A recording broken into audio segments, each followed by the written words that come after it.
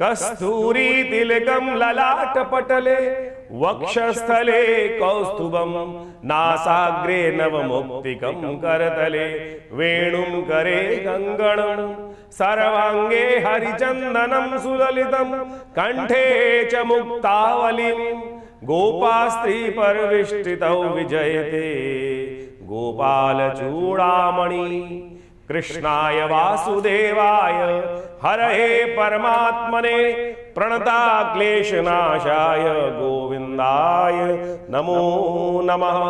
25 तारीख का दिन सोमवार का अवसर है। दशमी तिथि इस दिन विद्यमान है और ग्रह नक्षत्र परिवर्तन के लिए जा रहे हैं। गंगा दशहरे का सुंदर योग बनता दिखाई दे रहा है।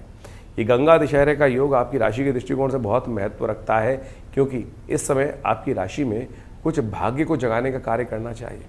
और भाग्य में कहीं ना कहीं इस वक्त जो ग्रह नक्षत्र चल रहे हैं वो थोड़े से ऐसे चलते दिखाई दे रहे हैं कि कहीं ना कहीं कुछ लोग हैं जो आपसे अननेसेसरी जो है मन को थोड़ा सा यानी क्या है दोस्ती से दूर होते चले जा रहे हैं। ग्रह है, प्रभाव है उसका इस प्रकार का, तो उसको थोड़ा सा लोगों को शांत करने का आपको प्रयास कर। अननेसेसरी क्या होगा, नहीं तो रिलेशनशिप में दूरियां आती चली जाएंगी।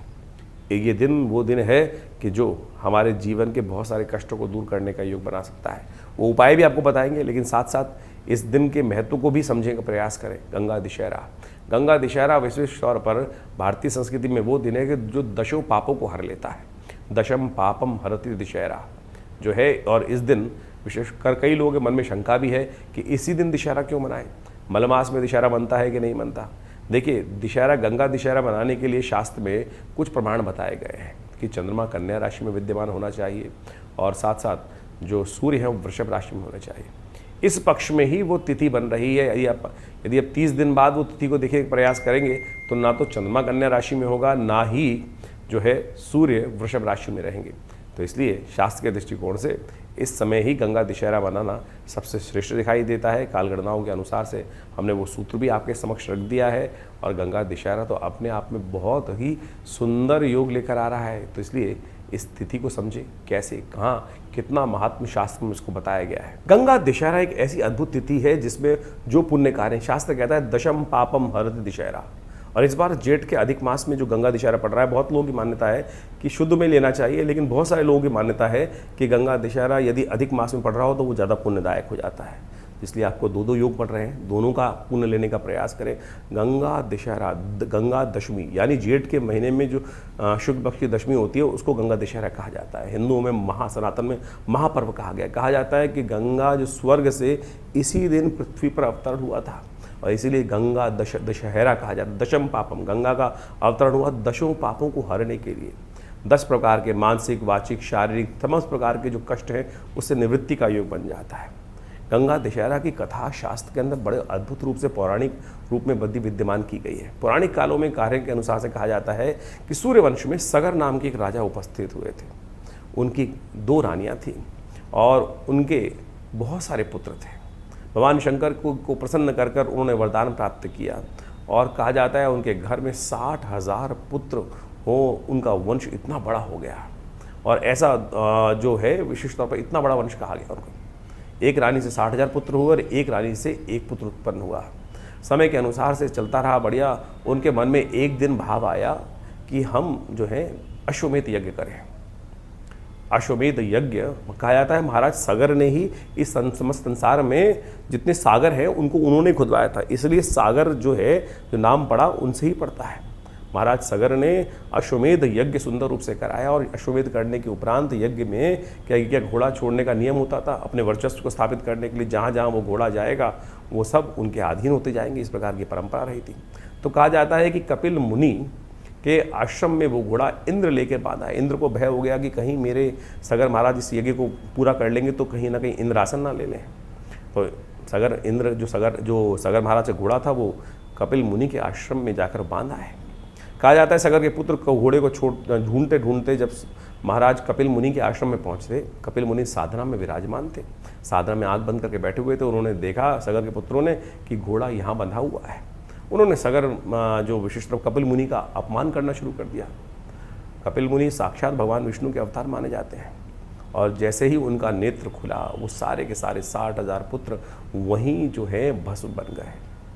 यह अभिमान का प्रतीक था। देखिए कि कैसे जो जब इतना बड़ा राजवंश हो जाता है तो कहीं ना कहीं अभिमान भी हो जाता है।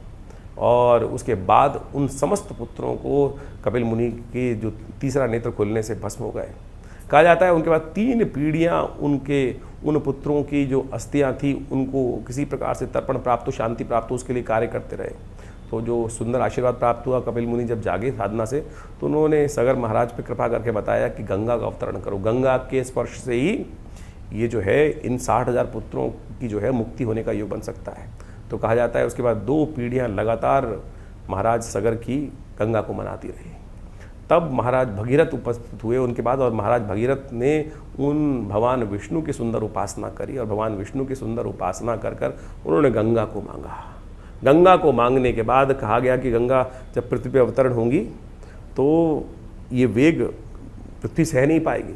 तो भगवान शिव की उपासना कर कर उन्होंने शिव को प्रसन्न किया। शिव ने उस गंगा को अपनी जटा में स्थान दिया है। तो वो उस दिन वो जब पृथ्वी पर अवतरण हुआ है उस दिन को खास तौर पर यही कहा जाता है कि वो दिवस जो है वो गंगा दशहरे का दिवस है। और उस दिन से पृथ्वी को लेकर महाराज जो है पृथ्वी पर लाने के बाद महाराज जो भगीरथ है वो आगे आगे चले हैं। और कहा जाता है गंगा दशहरा से के अवतरण होने के बाद जो मकर पर जो सूर्य जब आते हैं, मकर संक्रांति जब होती है, तब वो ऋषि कपिल मुनि के आश्रम पर लेकर उनको पहुंचते हैं गंगा सागर में, जहाँ पाताल में गंगा जी पहुंचती हैं। तब जाकर उस दिन उन सगर के 60,000 पुत्रों की मुक्ति का सुंदर रास्ता बना। तो ये ऐसी अद्भुत दशम पापम हर, 10 पापों को हरने का सुंदर सुयोग बनता है। इस दिन गंगा जल में स्नान कर लेना चाहिए, दान पुण्य इत्यादि जब ज़्यादा से ज़्यादा करने का प्रयास करना चाहिए। पितरों की निवृत्ति के लिए इस दिन बढ़िया, देखो एक तो पुरुषोत्तम मास चल रहा है, गंगा दशहरा, उसके बाद दशमी का योग बन गया है, जेठ मास की शुक्ल पक्ष की दशमी का, अधिक मास का सुयोग बन रहा है। तो ऐसे में कोशिश करें अपने पितरों के निमित्त, पता नहीं कौन कौन कहाँ से तृप्त है, जो अतृप्त आत्माएं हो सकती हैं, उन सब के निमित्त तर्पण इत्यादि करने का प्रयास करें, जल छोड़ने का प्रयास करें, जो पिंडदान इत्यादि करने का प्रयास करें। गंगा जल में समर्पित भाव से हो सके तो जितना हो सके गंगा में स्नान करने का बड़ा महत्व कहा गया है। देखिए आप अपने समस्त दशम पापम हरति शास्त्र कहता है, कैसे होंगे निवृत्त? हाथ में गंगा जल में जाके उसमें एक बार डुबकी लगाकर छोड़ दीजिए भगवती के समक्ष अपने आप को। अरे बस तुझ पे समर्पित भगवती। क्या है गंगा? गंगा भगवान विष्णु के चरण का जल है।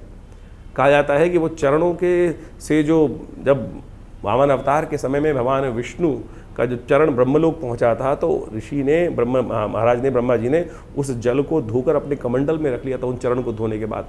वही गंगा जी हैं साक्षात। तो इस दिन जब पृथ्वी पर अवतरण हुआ है उनका, तो ऐसे सुंदर अवसर पर उनमें स्नान करें, अपना पुण्य करें, दान करें, गायत्री जप करें। कोई भी वर्ण का व्यक्ति हो, वो सबको अधिकार है इस प्रकार से अपने पितरों के निमित्त जो कर्तव्य हो सकता है वो अवश्य करने का प्रयास करें। देखिएगा कल्याण का योग बनेगा। ये दशम पापम हरति दशहरा जो योग है, इसका अवश्य लाभ लेने का प्रयास कीजिए, अपने पुण्यों को जगाने का प्रयास कीजिए।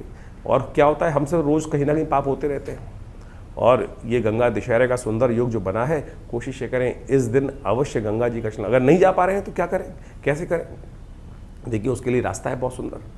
आप सबके घर में गंगा जल होगा, गंगा जल लेकर थोड़ा सा अपने पानी में मिला लीजिए और उस जल को सुंदर रूप से उसी से स्नान कर लीजिए। कुछ भ्रांति है लोगों के मनोमस्तिष्क में, कई लोगों ने अधकचरे ज्ञान के कारण से इस बात को उत्पन्न कर दिया है कि गंगा जल है विशेष तौर पर।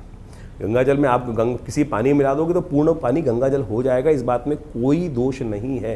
कुछ लोगों ने ऐसी भ्रांति फैला दी है कि गंगा जल में तो मिला देंगे किसी और जल में तो वो गंगा जल नहीं होगा, वो तो मदिरा के समान बन जाएगा।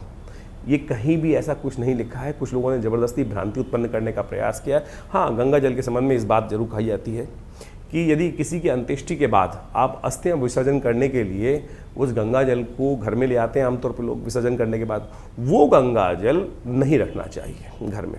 अस्थि विसर्जन के टाइम पर जो गिराकर जो गंगा जल घर में लेकर आते हैं, वो गंगा जल 13वीं के बाद आपको बहा देना चाहिए, उसको नहीं रखना चाहिए। वो गंगा जल उसलिए कहा जाता है कि अंत्येष्टि के बाद जो बचा हुआ गंगा जल जो है, जो उस जगह उस समय गंगा जल स्नान करने गए हैं और वो घर में ले आए, तो वो नहीं रखना चाहिए। बाकी समस्त पुण्य समय पे गया हुआ लाया हुआ घर में गंगा जल बरसों बरसों तक उपयोग कर सकते हैं। और शुद्ध रूप से आप समझें, आप घर के पानी को 4 दिन 10 दिन एक बोतल में रख दीजिए, कीड़े पड़ जाएंगे। गंगा जल का ऐसा अद्भुत महात्म है, उसके अंदर ऐसा अमृत है, भगवान विष्णु के चरणारविंद से निकला हुआ वो जो जल है, जो कहा जाता है कि उसमें कभी कोई कीड़ा नहीं पड़ता। 10-10 क्या 100-100 साल तक लोग उठा के रखे होंगे, आपके बहुत 20-20 साल 30-30 साल तो आपको रखे हुए हो गए होंगे गंगा जल को अपने घर में। कभी उसमें कीड़े पड़ते देखे आपने? ये अमृत है जो वास्तविक तौर पे आपको समझाया जाता है।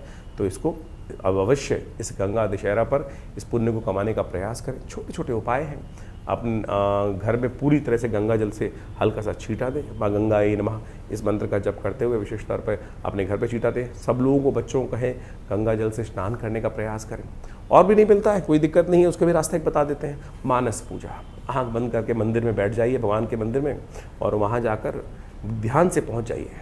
ध्यान के द्वारा गंगा जल में स्नान कीजिए। कभी अमेरिका बैठा है कोई, कैसे जाएगा, नहीं आ सकता, वहीं बैठ स्नान कर, आंख बंद करके बैठ और गंगा जल में ध्यान पूर्वक सूक्ष्म शरीर के द्वारा ध्यान करिए कि गंगा के साक्षात तट पर आप विराजमान हैं। ओमकार का जप करते हुए, भगवान शिव का ध्यान करते हुए, ओम नमः शिवाय का, ओम नमो भगवते वासुदेवाय का मंत्र जप करते हुए वहीं गंगा जल में ध्यान से स्नान कीजिए, वही पुण्य प्राप्त होगा।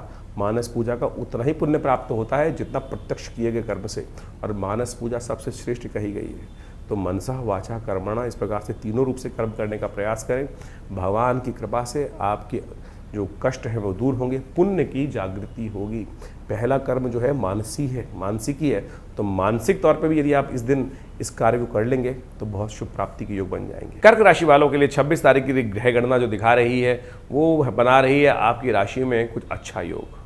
ये समय का सदुपयोग यदि करें तो आप बहुत कुछ वारे न्यारे कर सकते हैं, ऐसा योग बनता दिखाई दे रहा है। लेकिन बेकार कारणों से इस वक्त आपका समय बहुत सारे गलत लोग कहीं ना कहीं बर्बाद करने का योग भी साथ साथ बनाते दिखाई दे रहे हैं। इसलिए आपको अपने समय की वैल्यू को समझते हुए कार्य करना चाहिए। हमारे ज़िंदगी में कई बार ऐसे लोग आ जाते हैं जो कहीं ना कहीं हमको सदमार्ग से हटाकर गलत मार्ग की तरफ ले आने का प्रयास करते हैं, कहीं ना कहीं हमारे समय को बर्बाद करने का प्रयास करते हैं। तो इस समय वो योग चल रहा है आपकी राशि के दृष्टिकोण से कि समय की वैल्यू को पहचानते हुए कार्य करें। एक एक क्षण आपके लिए लाभ है, भाग्य से कहीं ना कहीं स्थितियों को ठीक करने के योग दिखाई दे। 10 मिनट भी आप कहीं बैठ के गप्पे मारने बैठ गए ना, वो समय आपका बर्बाद होगा। कई बार जीवन में ऐसा समय आ रखा होता है कि उस समय का एक एक क्षण हमारे लिए बहुत महत्वपूर्ण होता है। ये वही समय है इस वक्त गोचर के दृष्टिकोण से कर्क राशि वालों के लिए समय बहुत वैल्यू दिखाई देती है।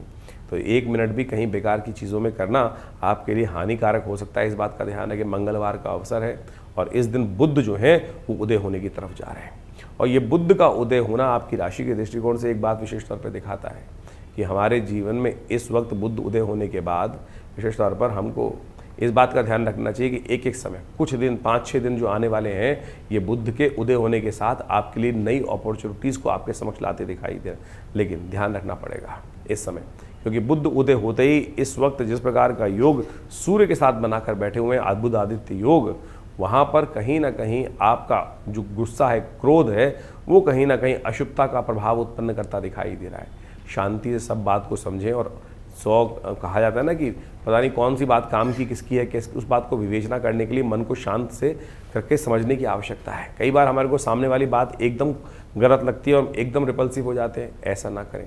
इन दिनों मंगल आपकी राशि में पूर्ण ताकत में होकर बैठे हुए हैं और कहीं ना कहीं दुस्साहस करने का योग आपकी राशि में बनाते दिखाई दे रहे हैं, क्योंकि शनि के बहुत सन्निकट हैं इस वक्त मंगल, और वो कहीं ना कहीं राशि को, अपने मंगल को थोड़ा शांत करने का आपको प्रयास करना चाहिए। शांत मंगल जीवन में मंगल के योग बना सकता है, अन्यथा अशांत कहीं ना कहीं मंगल जो होते हैं, ग्रह योग अशांत होते हैं, वो कहीं ना कहीं अमंगल के योग बना देते हैं। तो हनुमान जी से प्रार्थना करें। ये इस दिन बुढ़वा मंगल का योग बन रहा है, चौथा बुढ़वा मंगल इस जेठ का पड़ रहा है, और वैसे आमतौर पे पूरे जेठ में 4 ही मंगल पड़ते हैं, ज़्यादा 5 पड़ जाते हैं, लेकिन इस बार बुढ़वा मंगल जेठ में जो मंगल पड़ने का योग बन रहा है वो 8 पड़ रहा है। तो बड़ा सुंदर समय है, अपने ग्रहों को, शनि को सुधारने का भी दिन है। तो कोशिश क्या करना है, कौन सा उपाय करना है, वो जब बताने जा रहे हैं। 26 तारीख को मंगलवार जो पड़ रहा है वो जेठ का मंगल पड़ रहा है, जेठ के अधिक मास का मंगल पड़ रहा है, चौथा बुढ़वा मंगल पड़ रहा है जेठ का। इस बार 8 बुढ़वा मंगल पड़ रहे हैं, बड़े मंगल पड़ रहे हैं। बड़ा सुंदर सुयोग लेकर ये समय उपस्थित हुआ है। ऐसे में देखिए काल गणना बड़ी विचित्र चल रही है। इस समय ग्रहों के अनुसार से मंगल पूर्ण ताकत में, शनि महाराज अपने पूर्ण रुद्र रूप में चल रहे हैं। राशियों के दृष्टिकोण से देखा जाए तो शनि से थोड़ा सा आगे मंगल चल रहे हैं, और ये समय बड़ा विप्लवकारी माना जाता है। साथ में जेठ का अधिक मास भी चल रहा है। ज्योतिष की गणनाओं के अनुसार से जेठ का अधिक मास आपसी वैमनस्व को बढ़ाता है, आप में अशांति का वातावरण बनाने के योग बनाता है। चाहे वो देश हो चाहे लोग हों, कहीं ना कहीं स्थिति मनोमस्तिष्क में नेगेटिव होती जाती है। ईर्ष्या से लोग किसी दूसरे का अहित करने की तरफ जाते हैं। और ग्रह गणना में देखें, इस वक्त बुध, बृहस्पति और शुक्र भी एक साथ चल रहे हैं। ये गणना कहीं भी ठीक नहीं है। मंगल राशि के दृष्टिकोण से पूर्ण ताकत में दुस्साहस करने की तरफ प्रवृत्ति जा सकती है, इसलिए अपने आप को बचा के रखने का हमको यथाउचित भाव से प्रयास करना चाहिए। चौथा बुढ़वा मंगल है, ये बड़ा पुण्य का समय है। एकादशी के साथ ये योग पड़ रहा है। एकादशी अधिक मास की एकादशी, पुरुषोत्तम मास की एकादशी, और उस एकादशी को कहा जाता है जिसको कमला पुरुषोत्तम एकादशी, भगवती महालक्ष्मी को देने वाली। भगवान विष्णु की उपासना करने से लक्ष्मी और विष्णु दोनों रूप में आपके जीवन में कृपा करने के योग बना सकते हैं। और बुढ़वा मंगल का अपने आप में महत्व ऐसा है, बड़े मंगल का, कहा जाता है भगवान राम के युग में सबसे पहले हनुमान जी ने उस समय पहली बार उस जीवन में, कहा जाता है, भगवान के दर्शन किए थे और अपने आप को बड़ा धन्य माना था कि भगवान के दर्शन करके सौभाग्य को प्राप्त करने के योग बना से। तो आप भी इस समय हनुमान जी को, इस कलिकाल में तो सबसे बढ़िया क्या है, कलिकाल जो है चल रहा है, कलयुग जो चल रहा है, संधि काल चल रहा है कलयुग का, और ये पुरुषोत्तम मास भी संधि काल ही है। ऐसे में संधि काल में कहा जाता है जो भी कर्म करोगे उसका कई गुना, 100 गुना अधिक प्रभाव होता है। दो संधि काल चल रहे हैं, कलयुग भी चल रहा है, कलयुग का संधि काल चल रहा है, और इस वक्त पुरुषोत्तम मास भी आ गया है। तो दोनों संधि काल हैं और उसमें बुढ़वा मंगल का योग पड़ गया है। तो कोशिश ये करें हनुमान जी को प्रसन्न करने के लिए जितना उपाय करने का प्रयास करोगे उतना अच्छा होगा। भगवान विष्णु का स्तवन करें, ओम नमो भगवते वासुदेवाय। जब ओम नमो नारायण है, भगवान विष्णु को पंचोपचार, षोडशोपचार, पंचामृत से स्नान कराकर उनका चरणामृत ग्रहण करने का प्रयास करें। साथ साथ हनुमान जी का सुंदर स्तवन। देखिए हनुमान जी कौन है? हनुमान जी भगवान राम, भगवान के एक तरह से कहा जाता है उन्होंने अपना पुत्र स्वीकार किया उनको, और पूर्ण कृपा जिसको हो सकती है, भगवती ने स्वयं अजर अमर होने का आशीर्वाद दिया। अजर अमर गुरु सो तो हो कहा गया, और उसके बाद जब भगवती ने आशीर्वाद दे दिया, सुंदरकांड में वर्णन मिलता है, तो भगवान ने भी उनको पुत्र कह के संबोधित कर दिया।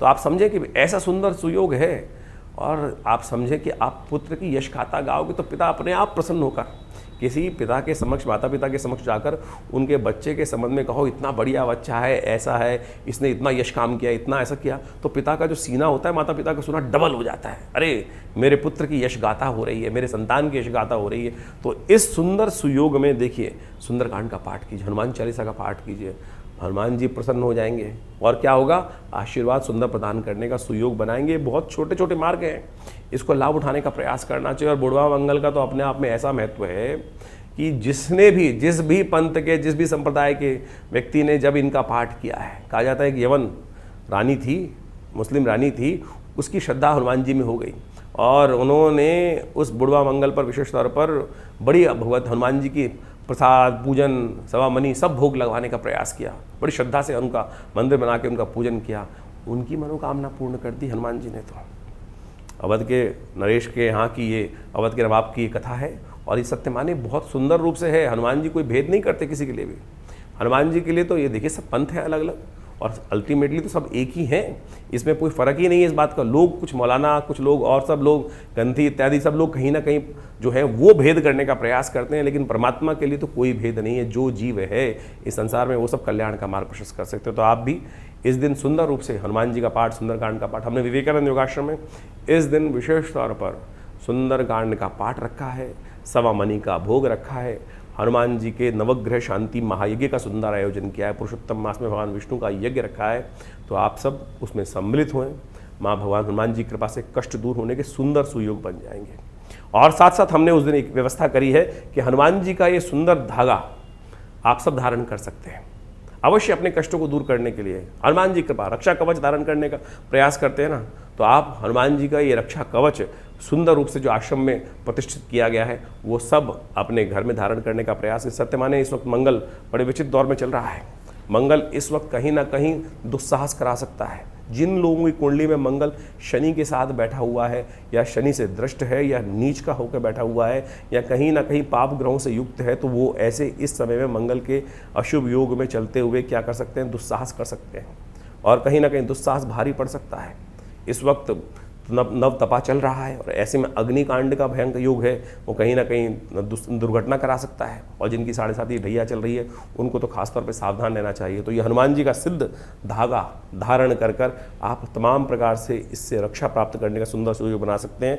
तो अवश्य हनुमान जी का सिद्ध रक्षा धागा धारण करने का प्रयास कीजिए और उससे आपके बहुत से कष्ट दूर होने के अद्भुत योग बन जाएंगे कि जो शुद्ध रूप से आप कार्य करेंगे, कल्याण होगा। आप भी आइए विवेकानंद योगाश्रम में इस कार्यक्रम में, जो इस पूरे के पूरे जो मंगल पड़ेंगे इस जेठ के महीने में, करीब 4 मंगल और रह जाएंगे, उनमें भी होगा, सुंदर रूप से चल रहा है। और सब लोग आकर यहाँ भगवान हनुमान जी की, जो विवेकानंद योगाश्रम में सिद्ध मनोकामना सिद्धि मंदिर में हनुमान जी की सिद्ध मूर्ति है, जिसको आचार्य केशव देव जी ने स्वयं अपने हाथों से प्रतिष्ठित किया, तो आप आइए उनके दर्शन कर उनका लाभ लीजिए, चोला चढ़ाइए, हनुमान की भगवान की कृपा से आपके कष्ट दूर हो। कर्क राशि वालों, 27 तारीख का दिन बुधवार का अवसर है। एकादशी तिथि थोड़ी वृद्धि की तरफ जा रही है और इस दिन एकादशी बहुत महत्वपूर्ण रहेगी। ये एकादशी है कमला पुरुषोत्तम एकादशी। जेठ के महीने में अधिक मास जब पड़ जाए तो ये एकादशी कही जाती है कमला पुरुषोत्तम एकादशी। भगवान विष्णु को प्रसन्न करने वाली एकादशी, लक्ष्मी को प्रसन्न करने वाली एकादशी। और ऐसे में आपकी राशि के दृष्टिकोण से देखा जाए तो ग्रह परिवर्तन करके गज केसरी योग बनाकर बैठ गए हैं। और ऐसे में भगवती महालक्ष्मी की कृपा तब होती है जब हम विष्णु के साथ महालक्ष्मी की उपासना भी करें। आपकी राशि में ऐसा ही योग बनकर तैयार है इस वक्त, तो उसका हमको सदुपयोग करते हुए कार्य करने का प्रयास करना चाहिए। स्वास्थ्य के मामले में थोड़ा ध्यान देने की विशेष आवश्यकता है। स्वास्थ्य के मामले में थोड़े ग्रह भारी चल रहे हैं इन दिनों आपकी राशि में, इसलिए एंजाइटी डिसऑर्डर बहुत ज़्यादा ना पालें। इस वक्त बृहस्पति से दृष्ट होकर चंद्रमा जिस प्रकार से आपकी राशि में योग बना रहे हैं, वो बहुत कहीं ना कहीं शुभ योग आपकी राशि में बना रहा है। तो उस शुभता का आपको लाभ लेने के लिए अपने स्वास्थ्य को भी ठीक रखना पड़ेगा। सुबह सुबह भगवान विष्णु का चरणामृत ग्रहण करें, जिसमें कहा जाता है, जिसमें विशेष रूप से पंचामृत बनाया जाता है पहले, और उसके द्वारा भगवान विष्णु का स्नान कराया जाता है। और उस पंचामृत को जब पुनः स्नान करने के उपरांत, भगवान के स्नान कराने के उपरांत एकत्र कर लिया जाता है, तब एक मंत्र बोला जाता है, अकाल मृत्युहरणम सर्वव्याधि विनाशनम विष्णु पादोत्कम पित्वा पुनर्जन्म न विद्यते। तो आज की राशि के दृष्टिकोण से यही सबसे श्रेष्ठ उपाय है। और एकादशी द्वादशी युक्त आ रही है, तो इससे श्रेष्ठ क्या हो सकता है। तो इस दिन व्रत भी करें तो आपके लिए कल्याणकारी योग बने। कर्क राशि वालों, 28 तारीख के दिन बृहस्पतिवार का अवसर है। द्वादशी तिथि उदया तिथि के रूप में विद्यमान रहेगी। साथ साथ गुरु प्रदोष का योग भी बनकर इस दिन तैयार है। आपकी राशि के दृष्टिकोण से देखा जाए तो प्रभाव, ग्रहों का जो प्रभाव है वो विशेष तौर पर बहुत ही संतुष्ट करता दिखाई दे रहा है, लाभ करता दिखाई दे रहा है। लेकिन ध्यान रखना, थोड़ी सरलता यदि अधिक होगी, सरलता का मतलब कई बार भोलापन भी हो जाता है। हमारे भोलेपन का कोई नाजायज़ फ़ायदा उठा सकता है, इस बात का हमको ध्यान रखना चाहिए। ग्रह आपकी राशि में इस वक्त जो हैं वो लाभ के पूर्ण योग बनाते दिखाई दे रहे हैं। लेकिन ध्यान रखना, जहाँ शहद होता है वह मक्खियाँ भी भिन भिना के आ जाती हैं। तो इस बात का अपनी जेब का खास तौर पे ध्यान रखने का प्रयास, अपने धन का खास तौर पे ध्यान रखने का प्रयास करें। कुछ गलत लोग गलत जो भाव लेकर, गलत भावना के साथ आपके साथ जुड़े हो सकते हैं। बहुत ज़्यादा मीठा मीठा बोलने वाले लोग कहीं ना कहीं नुकसान भी देने के योग बना सकते हैं। शनि इस वक्त ठीक नहीं चल रहे हैं। बृहस्पति भी कहीं ना कहीं थोड़े से इस वक्त परिवर्तन करने से पहले आपके लिए थोड़ा हानि का योग बनाते दिखाई दे रहे हैं। देव योग से इस वक्त गुरु प्रदोष का योग बन गया है, यानी बृहस्पतिवार के दिन शाम को प्रदोष का योग बन रहा है। हो सके तो गंगा जल लेकर भगवान शंकर के किसी काले शिवलिंग के ऊपर, काले रंग का पार्थिव शिवलिंग कहीं हो, सुंदर शिवलिंग, उनके द्वारा भगवान का या शिव विग्रह मिल जाए तो उनका गंगा जल के द्वारा शाम को अभिषेक करने का प्रयास करें। ओम नमः शिवाय का मंत्र जप करते हुए, या अच्छा रहेगा कि आप विशेष तौर पर त्र्यंबक मंत्र, ओम त्र्यंबकम यजामहे सुगंधिम पुष्टिवर्धनम उर्वारुकमिव बंधनान् मृत्योर्मुक्षीयमामृतात्, इस मंत्र का स्तवन करते भगवान का अभिषेक करें। देखिए, पुरुषोत्तम मास के अंदर सुंदर रूप से प्रदोष का योग, गुरु प्रदोष का योग जो बना है वो समस्त कष्टों को हरने के लिए आया है। और इस वक्त ग्रह गणना आपकी राशि के दृष्टिकोण से जो खराब है वो हमने आपको समझा दी। गज केसरी योग के होते हुए भी बृहस्पति कहीं ना कहीं आपकी राशि में इन दिनों बेकार की बातों में जुर्माना, कहीं ना कहीं जो चीज़ें आपको प्राप्त हो जानी चाहिए उसमें थोड़ा डिले करते दिखाई दे रहे हैं। बहुत जल्दी बृहस्पति परिवर्तित होंगे और झंडा आपकी राशि के दृष्टिकोण से लेकर आपके जीवन में उपस्थित करने वाले हैं। लेकिन फिर भी कहीं ना कहीं उन दिनों कुछ सावधानी आपको बरतनी पड़ेंगी। वो समय आने पर आपको अवश्य हम बताएंगे, उपाय बताए वो अवश्य करें, कल्याण होगा। 29 तारीख का दिन शुक्रवार का अवसर है। त्रयोदशी तिथि विद्यमान है और इस दिन बुध का महापरिवर्तन होने जा रहा है। ये बुध का महापरिवर्तन विशेष तौर पर आपकी राशि के दृष्टिकोण से बहुत महत्वपूर्ण है। आपके अपने यदि देखा जाए तो बुध अपने घर जा रहे हैं और वहाँ बृहस्पति के साथ विद्यमान होकर, शुक्र के साथ विद्यमान होकर त्रिग्रही योग बनाएंगे। 3 परम शुभ ग्रह आपके परम विचित्र भाव में, परम विचित्र भाव में, जी हाँ, ये योग, ये भाव मोक्ष का भी है, ये भाव कहीं ना कहीं कंफर्ट का भी भाव है, लेकिन ये भाव जुर्माने का भी है। सांसारिक तौर पर कहीं ना कहीं कुछ ऐसी स्थिति हो सकती है आपकी राशि में, ये बुध का पूर्ण शक्ति को प्राप्त करना थोड़ा सा आपके लिए पूर्ण शुभ नहीं कहा जा सकता। इस वक्त अंतर्द्वंद में फंसते दिखाई दे रहे हैं, ना इधर ना उधर, थोड़ा भटकाव मनोमस्तिष्क में आता दिखाई दे रहा है, इसके साथ जाऊं या उसके साथ जाऊं, ये मार्ग पकड़ूं या ये मार्ग पकड़ूं। और इसी में कहीं ना कहीं आपके द्वारा इस वक्त जो ग्रहों का योग है वो कहीं ना कहीं गलत रास्ते की तरफ आपको उद्धृत कर सकता है और फिर बाद में पछताना पड़ सकता है। और जब समय बदलेगा, बृहस्पति बदलेगा, तो ऐसा हो सकता है कि आपको मक्खी की तरह बाहर निकाल कर खड़ा कर दिया जाए। तो इस समय कुछ खास उपाय अवश्य करने का प्रयास करें। एक उपाय है, उसको करेंगे, थोड़ा सा हल्दी लेकर स्नान वाले पानी में मिला लिया कीजिए और उसके द्वारा स्नान कर लिया कीजिए। ये 2-3 दिन बेहद खास है। ये उपाय 2-3 दिन तक लगातार यदि करेंगे तो कहीं ना कहीं आपकी राशि के दृष्टिकोण से पीला रंग आपके लिए बहुत शुभ रहने वाला है। इन दिनों पीले रंग का उपयोग कहीं ना कहीं आपको आपके नुकसान से बचा सकता है। कम से कम एक दुपट्टा ही पीला पहन लीजिए, स्त्रियाँ पहन सकती हैं। पुरुष जो हैं वो हल्का सा पीले रंग का रुमाल अपने पास रख सकते हैं। और ये कहीं ना कहीं इस वक्त बुध और बृहस्पति दोनों के नेगेटिव प्रभाव से आपको बचाने के लिए बहुत सहायक सिद्ध हो सकता है। इसको हल्के में मत लेना। लगती बहुत छोटी बात है लेकिन आपको लाभ इतना बड़ा देगी कि आप उसको आजमा सकते हैं आपकी राशि के दृष्टिकोण से। 30 तारीख का दिन शनिवार का अवसर है, चतुर्दशी तिथि विद्यमान है और इस दिन आपके मन के स्वामी जो हैं वो आपकी राशि में विजय का योग बनाकर तैयार कर रहे हैं। जी हाँ, एक ग्रह परिवर्तन करते ही देखिए कितना मनोमस्तिष्क में परिवर्तन करने का योग बनाता दिखाई दे रहा है। विजय का योग आपकी राशि में कहीं ना कहीं बनाता दिखाई दे रहा है, लेकिन थोड़ा सा स्ट्रेंथ कमी दिखाई देती है। हिम्मत बढ़ाने का प्रयास करें।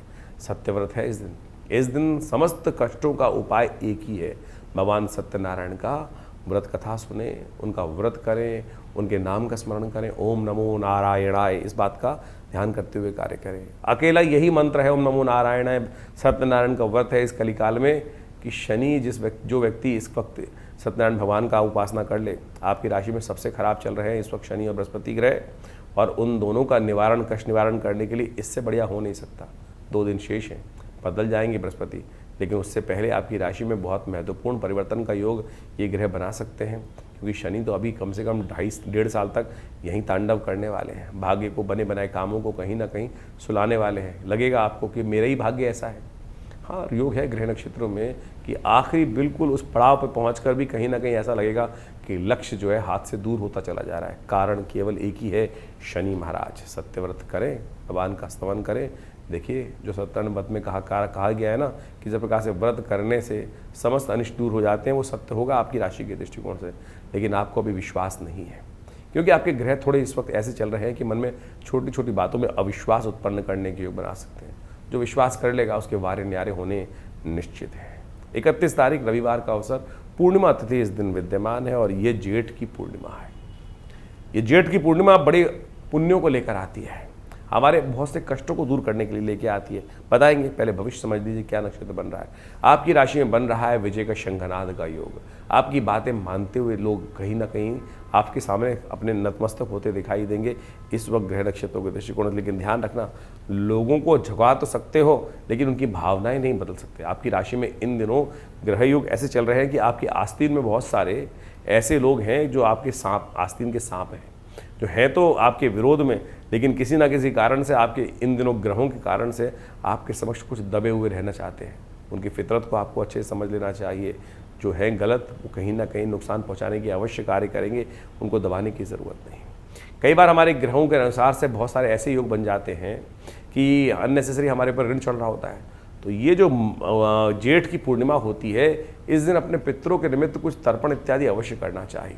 ब्राह्मण भोजन अवश्य कराना चाहिए, गऊ को ग्रास अवश्य निकालना चाहिए, काक के निमित्त कुछ बलि इत्यादि अवश्य देनी चाहिए। जो बलि विश्वदेव महायज्ञ हैं उनको अवश्य करने का प्रयास करना चाहिए। इस समय उनका सानिध्य लेने का प्रयास करें। जेठ का पूरा आगे आने वाला समय आपकी राशि के दृष्टिकोण से महत्वपूर्ण योग बनाकर आपके समक्ष तैयार करेगा। तो उस सब चीज़ों को आप लें, भगवान सत्यनारायण का व्रत करें, भगवान का उपासना करें, आपके लिए कल्याणकारी योग बनेंगे। पुरुषोत्तम मास की जो पूर्णिमा आती है, ये जेठ की जो पूर्णिमा है पुरुषोत्तम मास की पूर्णिमा है, जो 31 तारीख को पड़ रही है। इस समय में एक कार्य विशेष करना चाहिए। कहा जाता है पुरुषोत्तम मास अपने पितरों की तर्पण के लिए, पुत्रों के ऋण से निवृत्त होने के लिए सबसे श्रेष्ठ माना जाता है। वैसे तो कहा जाता है पूरे के पूरे 30 दिन तक अवश्य अपने पितरों के निमित्त तर्पण इत्यादि करना चाहिए, यज्ञ इत्यादि करना चाहिए, क्योंकि ये काल जो है यज्ञ के लिए, कथा के लिए, तर्पण के लिए ही, पितरों के निमित्त कर्म करने के लिए सबसे श्रेष्ठ माना गया है। तो इस समय में हो सके तो जितना तीर्थाटन करें, हो सके तो जितना अपने पितरों के निमित्त तर्पण इत्यादि करें। तो ये पूर्णिमा के दिन अवश्य ब्राह्मण भोजन कराएं, गऊ के निमित्त ग्रास निकालें। ये समस्त कार्य जो हो सकते हैं वो अवश्य गायत्री का कम से कम 108 बार जप कर लीजिए, और हो सके तो गऊ ग्रास अवश्य निकालने का प्रयास कीजिए। यदि आप कहीं विदेश में रहते हैं, बहुत सारी ऐसी जगहों शहरों में रहते हैं, आपके पास व्यवस्था नहीं है, तो विवेकानंद योगाश्रम में इन समस्त कार्यों के लिए पूर्ण व्यवस्था है। आप अपने पितरों के निमित्त अब कैसे लगाएं कि पितृ, कई बार समझता है लोगों को क्या होता है कि कई बार ये कष्ट हो जाता है कि हम जान नहीं पा रहे हमारे पितृ तृप्त हैं कि नहीं है। चाहे पितृ तृप्त हों, चाहे आपको लगे चाहे ना लगे, एक बात नहीं, पहले तो ये मान लीजिए अवश्य 3 पीढ़ी तक हर व्यक्ति को अपने पितरों के निमित्त तर्पण, भोजन दान, गऊ के निमित्त कुछ निवृत्त कार्य अवश्य करने चाहिए, जो शास्त्र में वर्णित ये अवश्य है। यदि बार बार कोई पितृ आपके सपनों में आ रहे हैं, कोई मित्रगण आपका जो चला गया है, कोई रिलेटिव है, बार बार सपनों में आपको दिखाई देता है, उसकी याद बार बार आती है, तो कहीं ना कहीं वो अपेक्षा कर रहा है कि हमारे लिए हो सकता है परिवार में, उनके घर में, किसी के लिए भी कर सकते हैं आप। जरूरी नहीं कि अपने पितरों के निमित्त अपने परिवार के लोगों के लिए ही तर्पण करना चाहिए। मित्र इत्यादि दूर का कोई संबंधी है, हम ऋषियों के लिए तर्पण करते हैं कि नहीं करते, हम विभिन्न देवताओं के लिए तर्पण करते हैं। तो मित्र इत्यादि, रिश्तेदार इत्यादि सबके लिए आप कुछ ना कुछ कर सकते हैं। जली तो छोड़ना है, ये अवश्य छोड़ने का प्रयास कीजिए। और यदि आपका काम, घर में शादी नहीं हो पा रही है, बहुत बार ऐसे कष्ट हो जाते हैं कि सब कुछ ठीक होते हुए, धन संपदा होते हुए भी घर में बच्चों की शादी नहीं हो पा रही है, पूरी मेहनत करते हुए भी कहीं ना कहीं ऐसा होता है कि कहीं ना कहीं इंडस्ट्री में, व्यवसाय में दिक्कत आ रखी है, सब कुछ बढ़िया होते हुए भी, सेवा करते हुए भी आपको क्रेडिट नहीं मिल रहा है। कहीं ना कहीं घर में कलेश ही कलेश चलते रहते हैं, हर कोई मन मुटाव करके बैठा हुआ है, सब कुछ सेवा करने के बाद भी तो हो सकता है कहीं ना पित्त संबंधी समस्या हो। तो उनके निमित्त अवश्य एक काम किया कीजिए, कुछ ना कुछ इस पुरुषोत्तम मास में उनके निमित्त तर्पण कर दीजिए, ब्रह्म भोजन करा दीजिए, गायत्री जप करा दीजिए। और विवेकानंद योगाश्रम में हमने विपूर्ण व्यवस्था करी है कि आप सब अपने पितरों के निमित्त गायत्री जप इत्यादि सब कराने की व्यवस्था ले सकते हैं, लाभ ले सकते हैं, और पूरी तरह से आप इस कार्य को लाभ लेकर करने का प्रयास कीजिए। बहुत वर्षों बाद ये योग बना है जेठ के महीने में, ये ऐसे मत जाने दीजिए। पुरुषोत्तम मास का अद्भुत महात्म शास्त्र में बताया गया है, हम पूरी तरह से आपका उसका महात्म बताते हैं, सुनिए। ग्रहों की गणना अभी आपने समझी, तिथि के अनुसार से आपकी राशि के दृष्टिकोण से क्या कुछ फर्क पड़ रहा है, लेकिन उन सबके कष्टों को दूर करने के लिए अनेक उपाय शास्त्र में वर्णित है। लेकिन इस वक्त पुरुषोत्तम मास चल रहा है, ये भारतीय संस्कृति के अनुसार से एक समय की ऐसी कालगणना है कि जिसमें जो कार्य आप करोगे, दान, पुण्य, तप, व्रत, इसका 100 गुना अधिक प्रभाव होगा। यानी ये समय वास्तविक तौर पे समझ लीजिए अपने पुण्यों को एकत्र करने वाला है। जीवन में कष्ट क्यों आते हैं कि पुण्य घट जाते हैं। जीवन में यदि हमारे पुण्य अधिक मात्रा में हो तो समय कैसा भी खराब चल रहा हो हमें उसका पता ही नहीं चलता। ये ऐसे प्रत्यक्ष रूप से ज्योतिष गणनाओं के अनुसार से कहा गया है। और पुरुषोत्तम मास तो वो मास है जिसमें आध्यात्मिक उन्नति, पुण्य को अर्जन करने के लिए जो भी कर्म किए जाते हैं उसका एक दुर्लभ अवसर माना गया है। और सरल विधि, बड़ी सरल विधि से भगवान कृष्ण की केवल उपासना कर ओम नमो भगवते वासुदेवाय, इस मंत्र का केवल जप करके ही आप अपने पुण्यों को अद्भुत रूप से बढ़ाने का अद्भुत कार्य कर सकते हैं। भगवान विष्णु का कैसे ही पूजन किया जाए, कहा जाता है कि इस मास में भगवान विष्णु को तुलसी दल अर्पित करने से, पूजा में भगवान को पीताम्बर अर्पित करने से, पीले पुष्प अर्पित करने से, चंदन, केला, पीली मिठाइयों का भोग उनको लगा देने से भगवान की प्रसन्नता अद्भुत रूप से प्राप्त हो जाती है। शास्त्र कहता है ना, पत्रम पुष्पम फलम तोयम यो में भक्ता प्रयच्छति। किसी प्रकार से भी आप अपनी श्रद्धा का समर्पण करने का प्रयास करें। श्रीमद् भागवत का यदि हो सके तो सप्ताह करने का प्रयास करें, गीता का पाठ करने का प्रयास करें, विष्णु सहस्त्रनाम का पाठ करने का प्रयास करें, रामायण का। ये वास्तविक तौर पे अपने पुण्यों को बढ़ाने के लिए। देखिए एक बात समझ लीजिए, आए थे हरि भजन को ओटन लगे कपास। ज्योतिष को बहुत सारे लोग केवल शास्त्र शून्य, अध्यात्म शून्य मान लेते हैं। ज्योतिष में जो भी उपाय इत्यादि किए जाते हैं, परमात्मा का नाम ही एक ऐसा उपाय है कि जिससे समस्त कष्ट दूर हो जाते हैं। लेकिन आज हम लगे हैं चक्करों में, किस प्रकार से पता नहीं कौन कौन से उपाय, कोई उल्टा करवा रहा है, कोई सीधा करवा रहा है, कोई ये नदी में डलवा रहा है, कोई वो नदी में डलवा रहा है, कोई चलते पानी में डलवा रहा है, कोई कुछ कर रहा है। शास्त्र के अनुसार से आज कहा गया है ना कि केवल हरिनाम का स्मरण कर लो, समस्त कष्ट। ये जो ज्योतिष की गणनाएं हैं ये तो केवल माध्यम है जानने का। जो जो एनालाइज करने का क्या समस्या चल रही है। निदान तो परमात्मा का नाम ही है और वही सरल रूप से हम ले नहीं पाते हैं। तो इस पुरुषोत्तम मास में कोशिश ये करें, अत्यधिक सेवा करने का प्रयास करें, दान पुण्य करने का प्रयास करें, अपनी क्षमता के अनुसार अन्नदान, दीपदान, तुलसी का पौधा इत्यादि भी लगा देंगे ना तो वो भी पुण्य को बढ़ा देगा। इसको करने का प्रयास, जरूरतमंदों में भोजन दान इत्यादि करने का प्रयास करें। दान बंद करने से, समझ लीजिए, दान बंद करने से किस्मत का ताला है ना वो बंद हो जाता है। इसलिए यथाउचित भाव से जो दान पुण्य करने का प्रयास करें। पता नहीं हमारे पूर्व जन्मों से कौन से कर्म ऐसे हैं जो हमारे साथ चलते चले आ रहे हैं, और पुण्य है तो वो कहीं ना कहीं हमारे को आगे बढ़ाए जा रहे हैं, और पुण्यों का अकाउंट कम है तो कष्ट एक के बाद एक कहीं ना कहीं परेशान करते चले जा रहे हैं। घर में एक तुलसी का पौधा इस महीने अवश्य लगाने का प्रयास करें। ये छोटा सा उपाय है, देखिएगा घर के वास्तु दोष दूर करने के लिए अद्भुत रूप से कष्ट दूर होने के योग बन जाएंगे। पूरे पुरुषोत्तम मास में, जैसे कार्तिक मास में पूजन किया जाता है ना, इसी प्रकार से स्नान कर कर एक दीप दान कर लीजिए। ये छोटा सा उपाय है। सत्य मान लीजिए आपके पितृ संबंधी समस्या यदि कोई चल रही है, बहुत सारे लोग कहते हैं पितृण, पितृदोष, ये वो फलाना धमका, केवल इस मास में, पुरुषोत्तम मास में एक दीप दान शाम के समय नित्य प्रति जलती नदी में कर देंगे तो कहा जाता है वो आपके पितरों को भी तृप्त कर देगा। देखिए एक बात और ध्यान रखें, इस पुरुषोत्तम मास में बहुत से कार्य वर्जित कहे गए हैं। विवाह, गृह प्रवेश, मुंडन, जनेऊ इत्यादि जो संस्कार इत्यादि हैं वो बिल्कुल वर्जित माने जाते हैं, उनको नहीं करना चाहिए।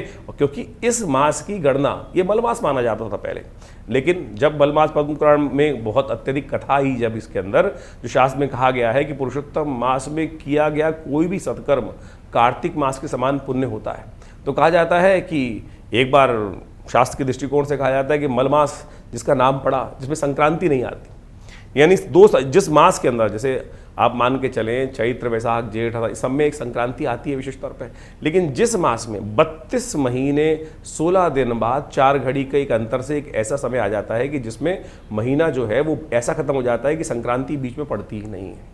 तो जब वही मलमास माना जाता है कि यानी मलमास पड़ गया, तो कहा जाता है कि एक बार भगवान बड़ा परेशान हुआ मलमास कि मुझको मलमास बना दिया गया है। तो भगवान कृष्ण के समक्ष, भगवान विष्णु के समक्ष पहुँचे मलमास कि महाराज इस पूरे संसार में मुझे परित्यक्त कर दिया गया है, मुझे मल के रूप में जाना जाता है, अधिक मास के रूप में जाना जाता है। तब भगवान ने प्रसन्न होकर, भगवान तो बड़े करुणा निधान है, उन्होंने पुरुषोत्तम मास पे, इस मलमास पे कृपा करी और अपना नाम दे दिया और कहा इस मंथ मास में जो भी कोई हरिनाम का स्मरण करेगा, हरिनाम का संकीर्तन करेगा, उसके समस्त दोष दूर हो जाएंगे। ग्रह गणना तो आपने समझ ली, ये पुरुषोत्तम मास भी ग्रह गणना एक तरफ, परमात्मा का नाम एक तरफ। यदि परमात्मा का नाम स्मरण करके आप जो भी कार्य करेंगे तो आप सत्य माने कल्याण का सुमार्ग आपके जीवन में बन जाएगा। इसलिए शास्त्र के दृष्टिकोण से जो भी हो सके, और इस बार तो जेठ के महीने में ये मलमास पड़ा है, अधिक मास पड़ा है, पुरुषोत्तम मास पड़ा है, तो क्या करें, परमात्मा का स्मरण करने का प्रयास करें। और हम इस विशेष अवसर पर जितने भी मंगल पढ़ रहे हैं, हमने जेठ के इस महीने में विशेष तौर पर बड़ा मंगल माने जाते हैं। हमने विवेकानंद योगाश्रम में उन समस्त कष्टों को दूर करने के लिए विशेष कार्यक्रम रखे हैं। देखिए एक बात माने, भारतीय संस्कृति के अनुसार से हमारे ऋषि मुनियों के अद्भुत शोध है देवता की उपासना करना। उनमें भी इस कलिकाल में कहा जाता है कि भगवान हनुमान जी की सुंदर उपासना ऐसी है जो तत्क्षण फल देने वाली है। तत्क्षण, जी हाँ, 2 उपासनाएं बताई गई हैं शास्त्र के दृष्टिकोण से। एक तो पितरों के निमित्त अवश्य जो कार्य करते हैं, एक तो आपके पितृ बड़े हितैषी होते हैं। और ऐसा मत मान लीजिए, बहुत सारे लोग तथाकथित तौर पे ऐसा समझ लेते हैं कि पितृ किसी की मृत्यु हो गई तो वो समय खत्म, उसका कुछ कार्य नहीं है। अरे कहीं नहीं जाते, 3 पीढ़ी तक वो आपके पास ही रहते हैं, सब कार्य देखते हैं, अपेक्षा करते हैं कि ये कोई हमारे लिए करते हैं कि नहीं करते कार्य। और सत्य माने ऐसी एक नहीं अद्भुत घटनाएं हैं जिसके माध्यम से ऐसा पता चलता है कि पितरों ने उन व्यक्ति के जीवन को तार दिया, कष्ट समस्त हर लिए। यहाँ तक कि भारतीय शोध विज्ञान के जो ऋषि गण हुए हैं उन्होंने ही इसके बारे में नहीं लिखा है, बाहर के राइटर्स ने, एनी बेसन ने, डब्ल्यू लेड बीटर ने ऐसी ऐसी पुस्तकें लिखी हैं जिसके माध्यम से आपको समझ में आना चाहिए कि वो पिता जो दिव्य आत्माएं हैं, दिवंगत आत्माएं हैं, वो अद्भुत रूप से कष्टों को दूर करने के लिए आती हैं। एक इनविजिबल हेल्पर नाम से किताब लिखी, हमारे आश्रम से किताब छपी है जिसका नाम है प्रेतात्माओं से मिली है। ऐसी अद्भुत रहस्य की बातें हम लोगों ने उसमें लिखी, शोध की बातें लिखी हैं कि कैसे वो दिवंगत आत्माएं आती हैं और हमारे के जीवन में बहुत सारे कष्ट दूर करके चली जाती हैं। एक व्यक्ति हमारे आश्रम पे आए, बहुत वर्ष पुरानी बात है, मैं बहुत छोटा था, पिताजी के साथ में बैठा हुआ था। फरीदाबाद से एक व्यक्ति आया और उसने पिताजी के समक्ष अपनी बात रखी कि महाराज मुझे ऐसे ऐसे मेरे भाई, जिसकी बड़े भाई की मृत्यु हो गई थी, और वो सपने में आकर कुछ भाव बता के गया है। पिताजी ने कहा पूरी बात बताओ क्या हुआ। महाराज मैं ऐसे सो रहा था एक दिन, और सोते हुए क्या हुआ कि मुझे ऐसा लगा कि भाई आवाज़ दे रहा है, उठ जल्दी उठ भाई। भाई उसकी भाई की मृत्यु हो गई थी और आवाज़ आई उसको भाई की, भाई उठ जल्दी उठ, घर में चोर आए हुए। वो खट से उठा और उसने देखा, इसे उठ के, पुराने ज़माने की बात है, करीब 30-35 साल पुरानी बात बता रहे हैं आपको हम, और खटपट हुई होगी। तो क्या हुआ कि वो जो बाहर थी भैंस इत्यादि बंधी हुई थी, उसको खुली भैंस मिल गई, और जैसी खटपट हुई होगी, उठा होगा, तो वो चोर भाग गया। यानी भैंस जो उसको चुरा के ले जा रहे थे जो लोग, वो छोड़कर भाग गए। उसको कुछ दिन बाद फिर वही सोते हुए आभास हुआ कि भाई की आवाज़ आ रही है कि भाई चिंता मत कर। उस बड़े भाई की एक बेटी थी जिस शादी योग्य थी, और छोटा भाई बड़ा परेशान था कि अब पैसे है नहीं इतने, शादी कैसे करूँगा। और उसने पिताजी को आके बताया कि ऐसे ऐसे आभास हुआ है कि बड़े भाई ने मुझे कहा है सपने में आकर कि ये काम कर ले, इस काम में बहुत फ़ायदा होने वाला है, तो आगे जाकर इस काम में कर ले, और जो पैसे आए उसको शादी में लगा दिया। वो पूछ रहे आया पिताजी से हमारे कि भाई ऐसा काम, मुझे ऐसा आभास हुआ है, इसको करना चाहिए नहीं करना चाहिए। पिताजी ने पूरा गणनाएं देख के कहा अगर पितर आपके आए हैं और आपके समक्ष इस बात का सानिध्य कर रहे हैं, तो आपको ये कार्य अवश्य करना चाहिए। सत्य मानिए उसने वो कार्य किया। अब हम यहाँ वो बताना नहीं चाहते कौन सा कार्य वो करता था, लेकिन सत्य माने उससे उसको लाभ हुआ। तो आपके पितृ आपके सबसे बड़े हितैषी हैं, उनके निमित्त ये कार्य हमको अवश्य करना चाहिए। तो समझ लीजिए भगवान हनुमान जी महाराज और पितृ इत्यादि आपके सबसे हितैषी है, तो उनके निमित्त जो कार्य कर सकते हैं अवश्य करने का प्रयास करो। इस जेठ के महीने में तो बड़ा जो मंगल पढ़ते हैं, बुढ़वा मंगल पढ़ते हैं, तो अद्भुत योग लेकर आते हैं। हमने उसके लिए विशेष तौर पे कार्यक्रम बनाए भी हैं, बहुत सारे यज्ञ इत्यादि चलते हैं। पितरों के निमित्त भी इस जो अधिक मास है, पुरुषोत्तम मास है, इसमें हमें गायत्री जप, ओम नमो भगवते वासुदेवाय, इसको अवश्य करने का प्रयास करना चाहिए। सत्य माने अगर आपका ये ऋण निवृत्त, पितृदोष नाम की कोई चीज़ नहीं होती है, पितृ ऋण जरूर होते हैं, और पितृ ऋण से यदि हमारे जीवन में निवृत्ति हो जाए तो सत्य माने आधा भार कट जाता है। और साथ साथ हनुमान जी का स्तवन यदि हम कर लें तो आपके बहुत सारे कष्टों को दूर करने का सुंदर सुयोग बन सकता है। तो इस जो करीब करीब 2.5 साल बाद ये पुरुषोत्तम मास आया है, साथ में जेठ के महीने में आया, वर्षों बाद ऐसा योग बना है, तो इसको जाने मत दीजिए। जितना हो सकता है पुण्य कार्य करने का प्रयास करें। सत्य मानिए आगे आने वाली ग्रह गणना जो दिखाई दे रही है इस वक्त, बृहस्पति और शुक्र का जिस प्रकार का योग बना हुआ है, वो कहीं ना कहीं आप हर व्यक्ति के मन में द्वंद्व उत्पन्न करता दिखाई दे रहा है। और इस वक्त स्थितियां ऐसी हैं कि मनोमस्तिष्क 2 बार भागों में बटे हुए हैं, और अभी 1 तारीख के बाद से तो बृहस्पति महाराज उच्च के होने जा रहे हैं, महत्वपूर्ण परिवर्तन लाने का योग बना रहे हैं। ग्रह अपना शुभ और अशुभ फल बनाते हैं, योग बनाते हैं। लाभ और हानि उनको होती है जिनके पुण्य कम ज़्यादा होते हैं। तो इसलिए अपने यथाउचित भाव से पुण्यों को बढ़ाने का प्रयास करें। यदि ग्रह थोड़े हल्के भी होंगे ना, तब भी वो समय आपको पार करके ले जाएगा। और ग्रह बहुत अच्छे चल रहे हो और किसी व्यक्ति के पास पुण्य ही ना हो, तो फिर क्या मिलेगा उसको। तो इसलिए ये न कि न प्रकारेण संसार में अपने पुण्यों को हमें बढ़ाने का प्रयास करना चाहिए। बहुत सारे लोग तथाकथित तौर पर आपके बरो मस्तिष्क में कुछ प्रश्न चिन्ह डाल देंगे, कटाक्ष उपस्थित करने का प्रयास करेंगे, सदमार्ग पर चलने को रोकेंगे, तो उन भ्रांतियों में ना फंसें। इस संसार में, तुलसी संसार में भांत भांत के लोग, पुण्य होगा तो अच्छे लोगों के साथ जुड़ जाओगे, और नहीं तो इस संसार में हर शाख पे ऐसे बदमाश बैठे हैं जो काप के लिए कहीं ना कहीं गड्ढे खोद के तैयार कर रहे हैं। और जब वक्त खराब आता है तो व्यक्ति उसमें फंस जाता है। और वक्त सही हो तो आप समझें, तुलसी बाबा ने जिस प्रकार से रामायण में कहा है ना, बिन हरि कृपा मिले ही नहीं संता। हरि कृपा कब होती है? जब हमारे पुण्य जागते हैं। तो इसलिए इस समय में आप कोशिश ये करें, पुण्य जगाने का प्रयास करें, ज्योतिष को इसी प्रकार समझने का प्रयास करें। नहीं तो फिर दुकान है, नग बेचने की दुकान ज्योतिष नहीं होनी चाहिए। मंत्र जप आप स्वयं करें। हम समस्त चीज़ें आपके समक्ष बड़े खुलकर बताने का प्रयास करते हैं, शास्त्र विधि के अनुसार से बताने का प्रयास करते हैं। इस ज्योतिष को पौराणिक मत के अनुसार से ही समझें। समस्त ज्योतिष के निदान, पंचांग, ये सब जितनी भी चीज़ें हैं वो पुराणों के साथ, अध्यात्म के साथ, भारतीय वेद विज्ञान के साथ जुड़ी हुई हैं। तो इसी प्रकार से वो समझने का प्रयास करें। आज हर दूसरा आदमी ज्योतिष के साथ जुड़कर अनेक प्रकार से अपने अपने कहीं बहुत नहीं कितने उपाय कोई करा रहा है, कोई वास्तु ठीक कराने में लगा हुआ है, कोई कुछ ठीक कराने में लगा हुआ है। हम वास्तु की बात भी इस बात करना हम चाहते हैं, इस बारे में बताना चाहते हैं कि लोग आज आते हैं और 5-5 लाख, 2-2 लाख, 4-4 लाख की चीज़ों को बताकर और पता नहीं कैसे कैसे वास्तु को ठीक करने का प्रयास करते हैं। भारतीय संस्कृति में गृह प्रवेश जब करते हैं तो सबसे पूजन जब करते हैं, सबसे गृह आरंभ करते हैं तो सबसे पहले वास्तु शांति कर दी जाती है। वास्तु शांति हो गई और उसके बाद फिर वास्तु दोष कैसे रह सकता है? अगर किसी विद्वान ब्राह्मण ने, पंडित जी ने आपके घर में वास्तु गृह आरंभ करते वक्त वास्तु शांति करा दी और उसके बाद आपने गृह प्रवेश के टाइम पर भी वास्तु को स्थिर कर लिया, फिर कैसे आपके जीवन में, आपके घर में कोई इस प्रकार के दोष हो सकते हैं? इसलिए इन भ्रांतियों से हटें। और बहुत सारे लोग 3 पैर के मेंढक, 4 पैर के मेंढक और पता नहीं क्या क्या कौन कौन सी चीज़ें घर में लगा के ला देते हैं।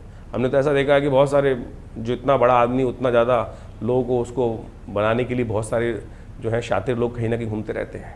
एक व्यक्ति मेरे आश्रम पे आए बहुत साल पहले, मुझे याद है, मतलब वो, मैंने बोला क्या करते हो?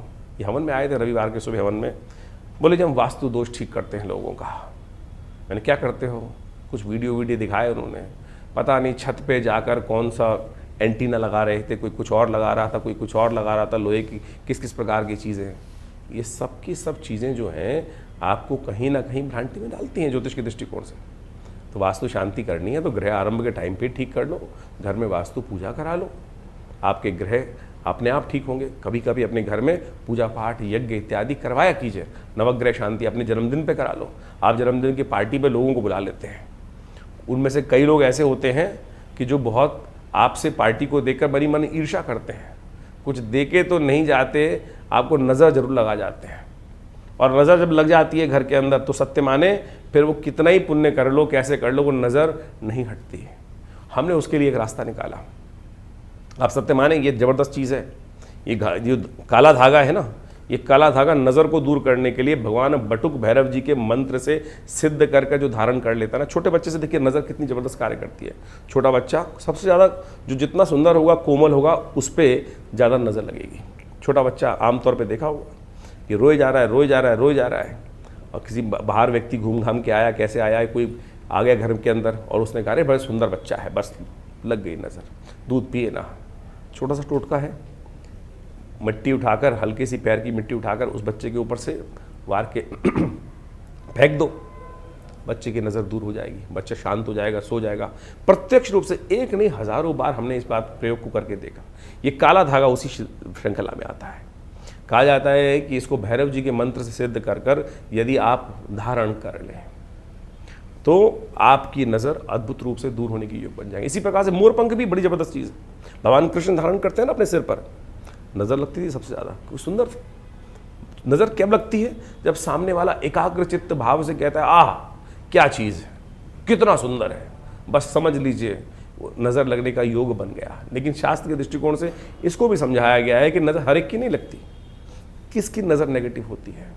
जिसने गलत प्रकार का भोजन किया हो, किसी भी प्रकार से गलत प्रकार का भोजन इत्यादि करने वाले व्यक्ति के साथ में बहुत सारी चीज़ें हैं, उस संबंध में यहाँ पर बताना ठीक नहीं रहेगा। शास्त्र के दृष्टिकोण से उन सब बातों को बताया गया है। वैसे एक बात मान लीजिए, किसी व्यक्ति ने कभी विष्ठा खाई हो, बाल्यकाल में बहुत सारे बच्चे गलती से विष्ठा खा लेते हैं, मलमूत्र अपना ही खा लिया। कहा जाता है शास्त्र के दृष्टिकोण से जिस व्यक्ति ने की नज़र किसकी खराब लगती है? किसी व्यक्ति ने बाल्यकाल में अपनी विष्ठा खा ली हो तो उस व्यक्ति की नज़र हमेशा लगेगी। इस बात का ध्यान रखना शास्त्र के दृष्टिकोण से। ये शास्त्र में, जो तंत्र शास्त्र के अंदर अनेक इस प्रकार की बातें बताई गई हैं और एक्सपीरियंस के द्वारा इस बात को ठीक किया जा सकता है कि कैसे हम पत्थर मारने वाले को नहीं रोक सकते हैं हम, लेकिन अपनी रक्षा कवच बना सकते हैं। तो एक काला धागा ही एक छोटी सी चीज़ है जिसको आप बांध लेंगे तो सत्य माने आपकी नज़र जो है वो नहीं लगेगी। तो इस प्रकार से बहुत छोटी छोटी चीज़ें हमने शास्त्र के दृष्टिकोण से बताई हैं, तो आप उन सबको समझें, करें, कृपा प्राप्त होगी। भगवान की कृपा से आपकी हमेशा रक्षा होगी। और विवेकानंद योगाश्रम में तो हमने बहुत सारे मंत्रों पर शोध किया, मंत्र विज्ञान के द्वारा बहुत सारे कार्य किए। नित्य प्रति 8 घंटे करीब यज्ञ होता है आश्रम पर, और आप सब लोग विभिन्न कार्यक्रमों में उस यज्ञ में आके बैठ सकते हैं। और इस पुरुषोत्तम मास में हम पितृ शांति के निमित्त पूरे 1 महीने तक पितरों से निवृत्ति, जो कष्ट पितृऋण से निवृत्ति के लिए गायत्री का एक विशेष यज्ञ रख रहे हैं। आप अपने पितरों के निमित्त गायत्री के उस यज्ञ में भाग ले सकते हैं, अपने नाम से करा सकते हैं। पूरी व्यवस्थाओं को जानने के लिए आप फ़ोन पे संपर्क साध सकते हैं। दिल्ली में विवेकानंद योगाश्रम बड़ा अद्भुत प्रकार से कार्य कर रहा है। गौ सेवा कार्य नित्य प्रति चलता ही है, नित्य प्रति 8 घंटे यज्ञ चलता है। और विवेकानंद हॉस्पिटल प्राकृतिक चिकित्सा, योग, आयुर्वेद के संबंध में एक पूरा करीब पिछले 50 सालों से आश्रम कार्य कर रहा है। भारत सरकार के पैनल पर है, दिल्ली गवर्नमेंट के पैनल पर है, और बहुत सारे लोग आकर, चाहे वो कमर दर्द है, चाहे वो सर्वाइकल पेन है, चाहे वो ब्लड प्रेशर है, चाहे वो शुगर है, एंजाइटी डिसऑर्डर्स हैं, नींद ना आने की बीमारी हैं, इन सब में विभिन्न मुद्राओं के द्वारा, योग के द्वारा, औषधि विज्ञान के द्वारा, प्राकृतिक चिकित्सा के द्वारा, बिना किसी औषधि के भी हम धूप मट्टी पानी प्राकृतिक चिकित्सा के द्वारा बहुत सारी बीमारियों को ठीक करने के लिए यहाँ बाहर दिल्ली में कार्य कर रहे हैं। 2 एकड़ में बड़ा संस्थान है विवेकानंद हॉस्पिटल योगाश्रम, और बहुत सारी शोध पुस्तकें लिखी हैं, करीब 50 से 60 पुस्तकें लिखी गई हैं। इन सब कार्यों को लगातार लोगों के समक्ष रख रहे हैं। आप भी आइए, जुड़िए हमारे साथ। विभिन्न कार्यक्रम जो समय समय पर होते हैं, हम आपके साथ उनके साथ आश्रम में आकर जुड़ सकते हैं। माँ भगवती की कृपा, और सबसे बड़ी कृपा, सबसे बड़ी चीज़ जो है, माँ भगवती का अद्भुत दिव्य श्री विग्रह विद्यमान है विवेकानंद योगाश्रम में, जो 500 साल पुराना है। जी हाँ, 500 साल पुराना दिव्य श्री विग्रह, जो मुल्तान से, पाकिस्तान में मुल्तान से एक व्यक्ति लेकर आया। और आज हमारा सौभाग्य है कि इतना दिव्य श्री विग्रह भगवती का हमारे विवेकानंद योगाश्रम में आचार्य केशव देव जी के द्वारा आज से करीब 65 साल पहले प्रतिष्ठित किया गया। तो आप भी आइए, उनके दर्शन कीजिए, 500 साल पुराने भगवती के श्री विग्रह के, दिव्य श्री विग्रह के। तो उनकी कृपा से हज़ारों लोगों ने अपनी मनोकामना पूर्ण करी है। आप भी उनके सानिध्य में बैठकर यज्ञ इत्यादि करें।